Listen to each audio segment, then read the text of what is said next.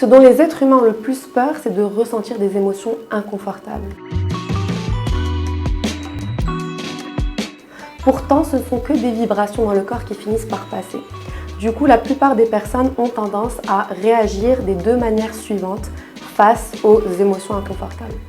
La première, c'est en y réagissant. Donc, on réagit sous le coup, par exemple, de la colère, en disant des choses qu'on risque de regretter après. On est dans la réaction.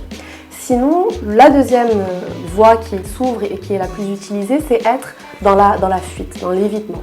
C'est-à-dire qu'au lieu de prendre le temps d'accueillir cette émotion, on va tout faire pour faire autre chose et éviter de la ressentir. Exemple, on va scroller sur Instagram à n'en plus finir, on va manger énormément de choses sucrées, le tout pour éviter cette émotion inconfortable. Aujourd'hui, ce que j'aimerais vous dire, c'est que les émotions inconfortables sont en réalité les plus utiles à vivre et à ressentir parce qu'elles ont toujours quelque chose à nous dire et quelque chose à nous apprendre sur nous, sur nos besoins qui sont insatisfaits et sur les parts d'ombre en nous qu'on doit venir travailler, comme notre besoin de validation, travailler sur notre estime.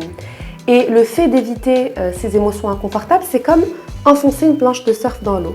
Ça marche un temps avant de nous exploser au visage de manière encore plus violente. Donc c'est mon invitation de vous dire d'utiliser les émotions inconfortables comme messagères de notre intériorité.